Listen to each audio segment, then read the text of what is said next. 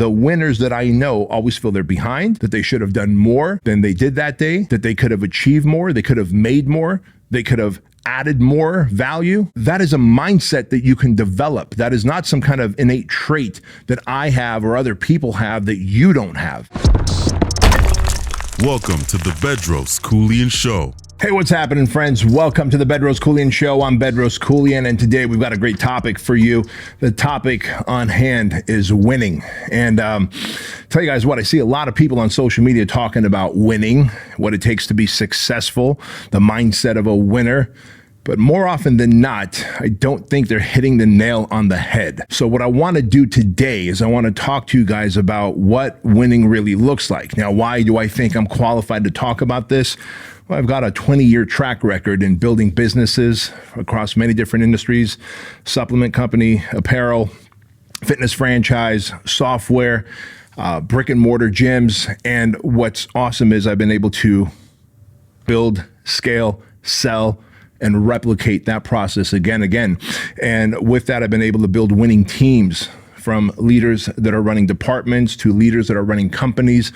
And when you do that in a very competitive environment, such as the business landscape across many different industries, every single one of them competitive, you realize there's a certain DNA to win. And I want to share that with you.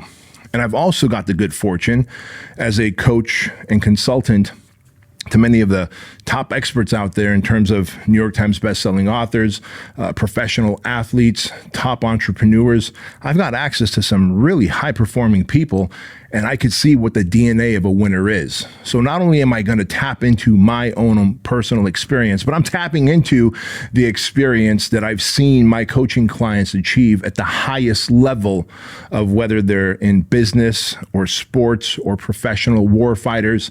And I want to share that with you, because if you think that winning is a inherent trait that someone has, you're wrong. Believe it or not, winning is something that can be developed within everybody, right? And the reason I share this with you is because you're going to know at the end of this episode, one, if you are naturally a winner, and two, if you have what it takes to become one. Now, if you're not naturally a winner, because I do believe some people are naturally born more competitive, naturally have leadership skills, are naturally more focused and consistent, they are more driven. There are certainly inherent traits that people have that make them that put them in a place to have higher success as winners, right? But that doesn't mean that we're all that way. I know I wasn't. I was born, I think genetically, I'm known to be lazy. I'm known to be, in fact, I'm not the sharpest knife in the drawer. For that matter, it takes me a lot longer to get something. I'm always the 10-year overnight success, yet I've won in the category of entrepreneurship many a times, and I continue to win again, facing massive competition and massive adversity. And I want to share that with you. But before we go on, guys, I want to let you know that if you're watching this on YouTube, over 72% of you are not subscribed. And if I'm adding any value to your life with the Bedros Keuilian Show, if I'm helping you transcend and transform to your 2.0 self, if I'm helping you discover the higher version of yourself, if I'm giving you those aha moments and breakthroughs that are going to help you have more money, more meaning, more greater levels of self-mastery, please do me a favor to help us out and subscribe, since more than 72% of you are not subscribed. And if you'll hit that thumbs up button on this, if you're watching YouTube, it'll really help with that YouTube algorithm, allow us to grow the message of really empowering men to grow and become the best versions of themselves, right? So with that said, let's talk about what winning looks like. So I guess I want to start it off with a story, because I believe that stories really transfer a message well. Two stories I'm going to share with you, one of myself and one of Kobe Bryant. And I'll talk to you about the Kobe Bryant story first. I think, even if you don't follow sports like me, you know that Kobe Bryant was one of the GOATs of basketball. He was the greatest of all, one of the greatest of all times in basketball. And there's a video out there of Kobe Bryant, may he rest in peace. There's a video out there of him talking about, he didn't have the best vertical. I think some of the better guys out there, in the NBA, he had like a 44, 46-inch vertical. He had like a 39, 40-inch vertical. He had big hands, but didn't have some of the biggest hands where he could easily palm the ball. He certainly had height, but he didn't have the greatest amount of strength, which means he also didn't have a lot of stamina in his legs. And so he had a lot of shortcomings. In other words, he didn't have a lot of talent as a ball player. What he did have is what we're going to share with you and what it takes to be a winner. And see, oftentimes the people in your life want to really look down on you when you decide that to flip the switch and become a winner in life. And it doesn't matter if it's in business, if it's in sports, if it's in a relationship. The people in your life start getting afraid. They have this fear of loss, that they're going to lose the version of you that they know, that they're comfortable with. However, that version of you that they know and they're comfortable with is average. And we all know that average is the enemy. And if you want to transcend to the higher level version, again, in business, in life, in sports, it doesn't really matter. Hell, those professional war fighters, right? I've had the good fortune to coach and consult, Navy SEALs and Army Rangers and Marine Raiders who have come out from the military, from special operations, and have become entrepreneurs. Every single one of these guys have elevated to the tier 1 category of their units, right? And every single one of these guys, when I talk to them, weren't like specially talented in all the different areas that you needed to be talented in to be a professional warfighter. But they did what we're about to talk about here. So what did Kobe Bryant do? Well, Kobe Bryant decided that he's going to spend more time in the gym strengthening his legs, because he realized that playing as many games as he needed to play in the NBA required him to be stronger, have more muscle capacity, have more speed and stamina over a longer period of time, and not just over a longer period of time as in one game, but over a longer period of time as in one season, because they play so many games in a season. He also realized that because his hands weren't as big as all the other ball players, that he needed to develop the muscles in his hands so that he could palm a ball the way he needed to be able to shoot it and dunk it. He also realized, because he didn't have the natural ability to jump 44, 45, 46 inches, he was averaging at around 40 inches, and that's a big deal. That's not that impressive for the NBA, apparently. He started working on those skills, all while also working on all the other skills he needed to do: running, passing, blocking, shooting, right? Setting up picks, and all these other things that he needed to do to become a great ball player. So what did he do? He took his passion and he made it his obsession. And that's the thing you have to understand about winners. The moment you are passionate about something, everybody wants to support you. Everyone's got your back. They're like, yeah, man, go follow your passion. I believe in you. You can do this. Because when someone is passionate about something, it's not threatening. They still spend time with you. They're still somewhat the old version of themselves. But the moment you get obsessed about something, you are a very different motherfucker. The moment you're obsessed about something, everyone else in your life dies. That's just a reality, right? And so I'm going to give you an example of some winning mindsets in just a moment. But that example of Kobe Bryant, where he wasn't the best runner, he wasn't the best jumper, he didn't have the most stamina, his hands weren't big enough to naturally palm the ball, so he had to build the strength. He did that by spending extra time in the gym. There's video of him out there on YouTube talking about how he just woke up earlier. He'd be at the gym. In fact, Tim Grover, a dear friend of mine who wrote the book Relentless, his first book, Relentless, his second book, Winning, he was the personal trainer for Michael Jordan, Charles Barkley, Kobe Bryant, and many other top athletes. And he talks about how Kobe would show up at 4 a.m. to the gym, and he'd call Tim and he would say, hey man, can you open up the gym? I'm here early. I want to get a workout in, because he would get 2 or 3 workouts in a day. He would work out super early, do everything he needed to, go home, eat, sleep, recover, come back again in the afternoon, repeat the process, work out, train, get his reps in, both in the gym and on the court, go back, eat, sleep, recover, come back again in the evening, repeat the cycle one more time, because he knew he needed to time collapse to be able to bring out the greatness. That is a high level of obsession that is required. Do you think that Kobe Bryant made time for old friends when he's training 3 days a week and then focused on recovery when he's not training? Said 3 days a week. I should have said training 3 times a day, right? And that's what we tend to forget, is when you're passionate about something, people are supportive of you, they believe in you, they want to see you win because you're still the same version of yourself. But the moment you get obsessed about something, they are threatened by you because there's a new version of you. They see the fire in your eyes, they see the chip on your shoulder, they see that this is a man who's locked on to his goals, and that man is very threatening to them.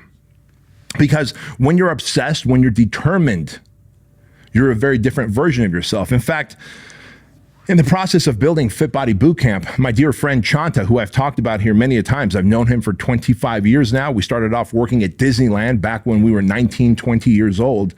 We were working at Disneyland together as busboys. When I started building Fit Body Bootcamp years later after I quit Disneyland, there was an 8-year period where Chanta and I didn't speak, not because we had a fallout, not because of any other reason other than I had to obsess on building this giant fitness franchise because I committed to being debt-free and self-funded. I chose not to raise money. I chose not to take on debt, which meant I had to max out credit cards. I had to pull money out of my home. I had to empty bank accounts, and that meant that I had to obsess because it was a do or die moment for me. Now, I'm not asking you to go do that on your obsession. That's up to you. What I am telling you, though, is for 8 years, one of my closest friends and I, we just didn't speak. We didn't hang out. We may have sent some text messages or a call here and there to each other, but that was the extent of it. I made no time to hang out with any friends, and the one friend that I didn't lose, Chanta, was totally okay with it. All my other friends, I lost. Because when you go on that mission to upgrade yourself, to become the 2.0 version of yourself, to become the next highest version of the man that you're meant to be, that is threatening, that is scary to the people around you for 2 reasons. One, they don't know this version of you anymore. They can't relate to you. Number 2, they see their shortcomings. They know that they should be transcending to the 2.0 version, and they are threatened by you because they know that they ought to be leveling up, they ought to be trying harder, they ought to be doing more, but they're not. They choose to still work their 9 to 5s. They choose to still stay fat. They choose to still stay broke. They choose to still stay emotional. They choose to wear another man's name on their jersey on the weekends, to wear it on their back and root for a sports team that they don't own, that they don't have equity in, that they don't get profits from, because that is the average man's journey in life, right? And remember, the average man inspires no one. Listen, I stopped taking all of those and I started taking this, the Keuilian Wellness Shot. In fact, I created this because I was sick and tired of every morning taking 11 different supplements like turmeric, ginger, cayenne pepper, black pepper, vitamin B12, echinacea, vitamin C, zinc, right? Think about this. If you want to improve your immune system, if you want to fight off inflammation in your body so that you have better gut health, you have more energy, your joints don't hurt, then you're going to want to take all those supplements. And I was taking it twice a day, every day. And so when we created the Keuilian Wellness Shot, we cut no corners and we spared no expense. And so in this, you've got something that's going to not only help boost your immune system, but also fight off inflammation. Because if you're a high performer and if you want to get more done, if you want to stay more focused, if you want to make sure that you don't get sick as frequently, then you have to care about your immune system and you have to fight off inflammation, especially if you're an entrepreneur and you're high performing and you have a stressful work day from time to time, right? And so here's what I want you to do. You're going to click on the link in the description box or go to Keuilian.com and you're going to use the code word Bedros. And when you use my name, Bedros, you'll get 50% off your first subscribe and save bundle. For whatever reason you don't like the Truly Wellness Shot, which I've yet to meet anyone who doesn't, then let us know in your first 30 days. We'll give you a full refund. Part ways as friends. Fair enough? Go check it out. Use the code word Bedros. Get 50% off. Peace. But the obsessed man, he's dangerous. He's a weapon. And people are threatened by him. And so what do you need to know? You need to know this. That if you're the type of person who wants to win in life, odds are you're not doing enough. Like the winners that I know in the world do more than they ever thought they needed to do. In other words, they bring a nuclear bomb to a gunfight. When in reality, average people, they expect to have a winner's outcome, but they bring a water pistol to a gunfight. Do you understand the difference? I would rather bring a nuclear bomb to a gunfight than a water pistol to a gunfight.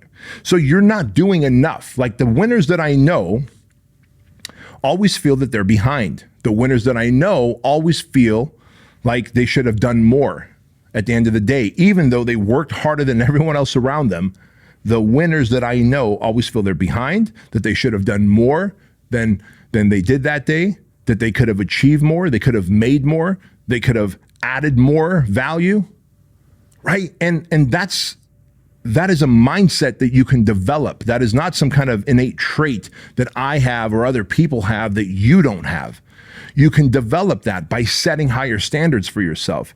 The problem is that your mom and dad and school teachers and everybody around you has conditioned you and indoctrinated you in becoming average and accepting average and just doing what the Joneses do, what the neighbors do to keep up with the Joneses. So they have 2 cars, you have 2 cars. They have a little shit box of a house, you have a shit box of a house. They're always in debt and they're 2 paychecks away from going broke. So you're always in debt, 2 paychecks away from going broke. That's the extent of it. Like that is what you're encouraged to do by mom and dad and grandparents, aunts, uncles, school teachers. They don't want you to change. They don't want you to transcend. They don't want you to become the best version of yourself. Because if you do, that is threatening to them. That is scary to them. So what else do you need to know? Well, you could either do the work today to become your highest version tomorrow, or tomorrow you can feel a lifelong of regret.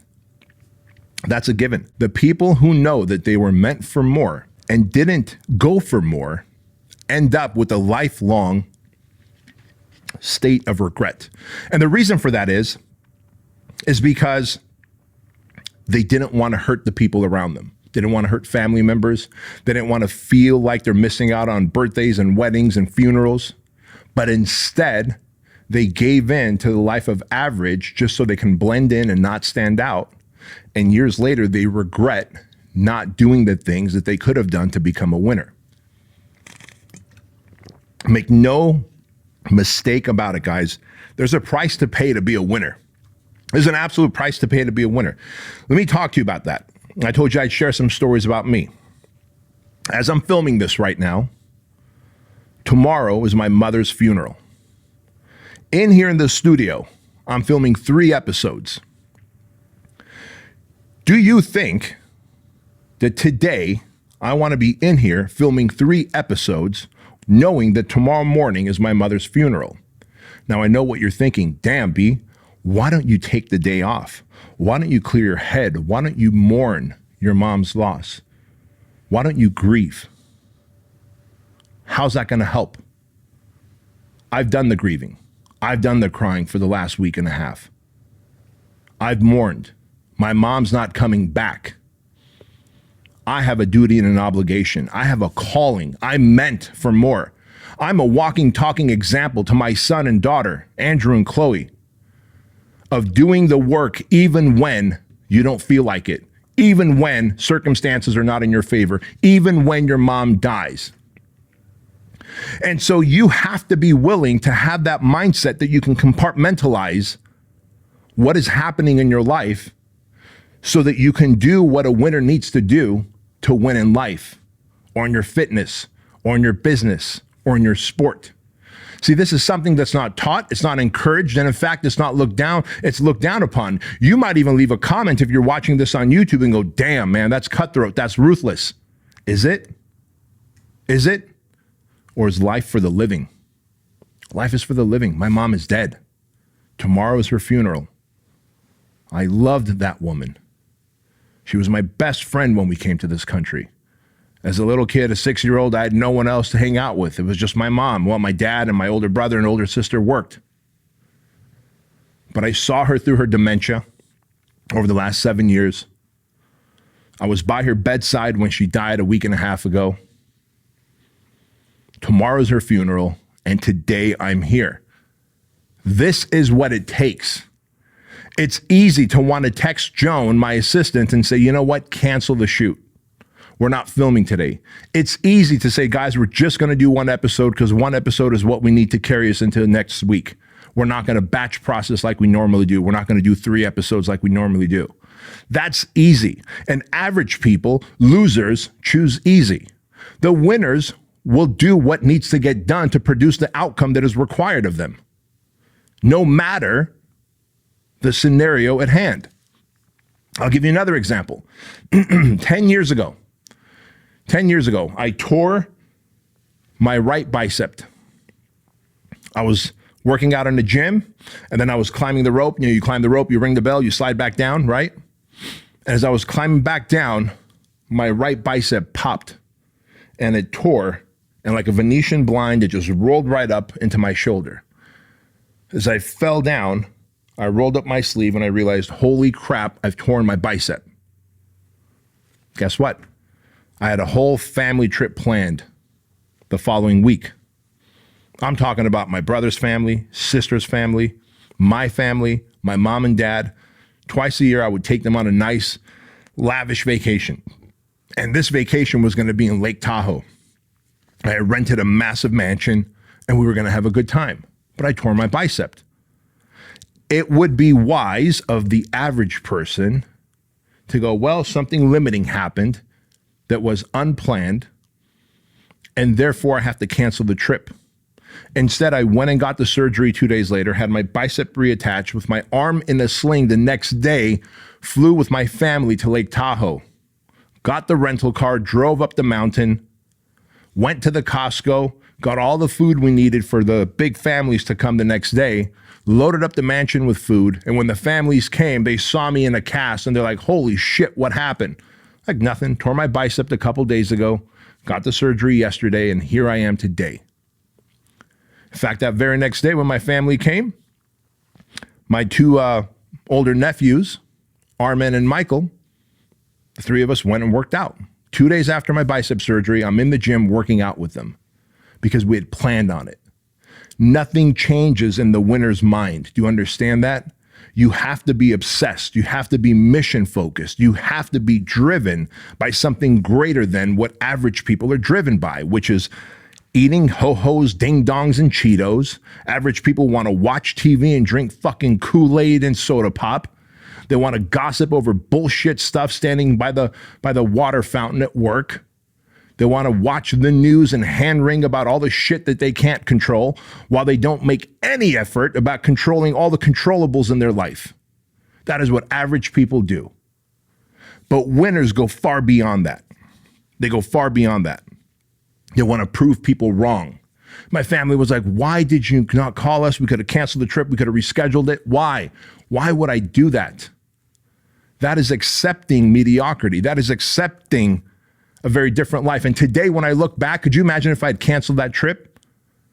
Remember, I said this was 10 years ago when I tore my bicep. 7 years ago, we found out my mom has dementia, Alzheimer's. She started losing her memory. That Tahoe trip is a memory that I have, an experience that I have with my mom that I'll never forget. Such a great time when her memory was still intact. She was laughing. She was having a good time telling stories of the old country. And imagine if because of a torn bicep and a surgery that I had the day before, I took the little bitch way out. I would have missed out on that awesome experience with my mom. And so I'm here to tell you that you must obsess, and you cannot give 2 fucks about the people in your life who don't understand why you're obsessed, why you're not going to weddings, why you're not going to birthday parties, why you're not available on weekends at the bar to hang out or on the couch to watch TV like you own the fucking team when they don't. Rooting for another fucking man. instead of rooting for yourself. And I got to tell you something else about winners, man. Winners have a special DNA.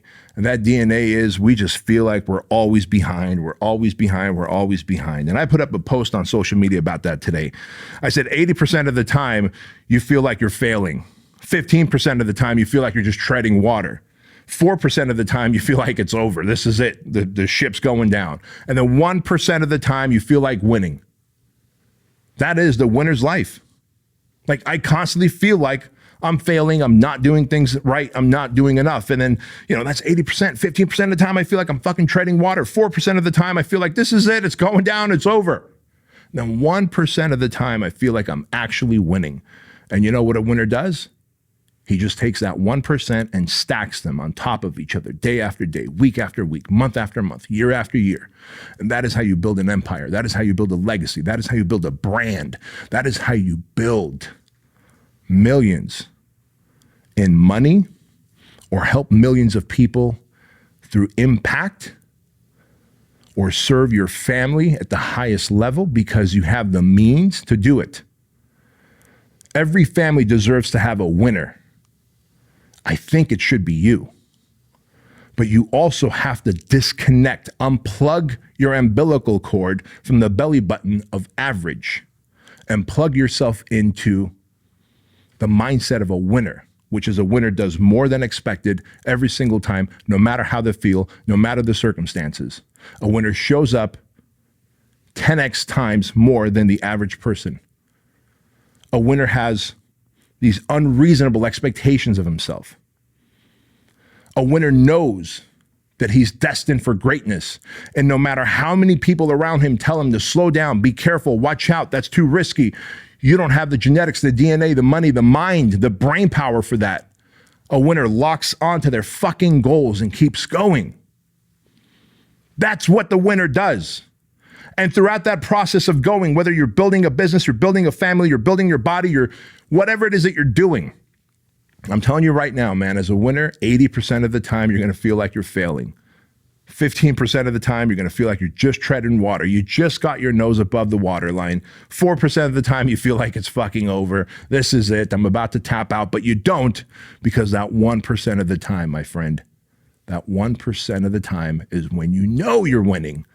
And you go, I'm going to take these 1%ers, I'm going to stack them and stack them and stack them and stack them. And you know what happens when you stack winning over years and decades? You become a fucking formidable force to be reckoned with. And that's what I want for you. I want you to be a formidable force to be reckoned with. But that means going from average to figuring out what you want to do as a passion, and then bypassing your passion and making it your obsession, where everybody around you thinks you're crazy. But then when you meet people like me and all the other people that I hang out with, you're going to go, holy fuck, I'm wired just like them. We're not so crazy after all. They're the crazy ones. They're the losers. They're average. They're in debt. They're broke. They have a negative mindset. They are emotionally irrational, absolutely mentally distressed. 1 paycheck, 2 paychecks away from being broke. A horrible example of what a man should be. A horrible example of a husband, of a father, of a leader. That's what average people are. That's what the average man is. A walking cautionary tale. But a winner is obsessed on his goals, and he'll do whatever it takes, no matter the circumstances. Guys, do me a favor. If you are watching this on YouTube, please subscribe. Give us a thumbs up so that the algorithms work in our favor. Like I said, 72% of you on YouTube are not subscribed and you're watching this, and I appreciate that and I value that.